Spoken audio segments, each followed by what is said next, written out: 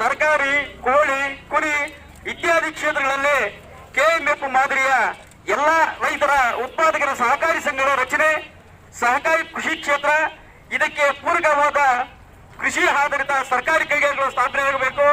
ಹೈನುಗಾರಿಕೆಯಂತಹ ಕೃಷಿ ಆರ್ಥಿಕತೆಯನ್ನು ನಾಶ ಮಾಡುವ ಬಡವರ ಆಹಾರದ ಹಕ್ಕನ್ನು ಬದುಕನ್ನು ಕಿತ್ತುಕೊಳ್ಳುತ್ತಿರುವ ಜಾನುವಾರು ಹತ್ಯೆ ನಿಷೇಧ ಕಾಯ್ದೆಯನ್ನು ರದ್ದು ಮಾಡಬೇಕಂತ ಈ ಮೂಲಕ ಮನವಿ ಮಾಡುತ್ತೇವೆ.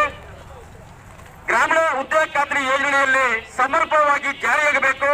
ಕೆಲಸದ ದಿನಗಳನ್ನು ಪ್ರತಿ ತಲೆಗೆ 200 ಕೂಲಿ ಅಂದ್ರೆ 700 ರೂಗೆ ಏರಿಕೆ ಮಾಡಬೇಕು.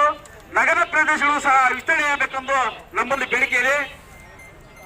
ಮತ್ತೆ ಬಹುರಕಂ ಸಾಗುವಳಿ ಸಕ್ರಮವಾಗಬೇಕು. ರೈತರು ಇದಕ್ಕಾಗಿ ವಿರುದ್ಧವಾಗಿ ರಾಜ್ಯದ ಭೂ ಸ್ವಾಧೀನ ಕಾಯ್ದೆಗೆ ತಂದಿರುವ ತಿದ್ದುಪಡಿಗಳನ್ನು ಕೂಡಲೇ ರದ್ದು ಮಾಡಬೇಕು. ಜಿಲ್ಲೆಯ ಭೂ ರೈತರಿಗೆ ಭೂ ಮತ್ತು ನಿವೇಶನ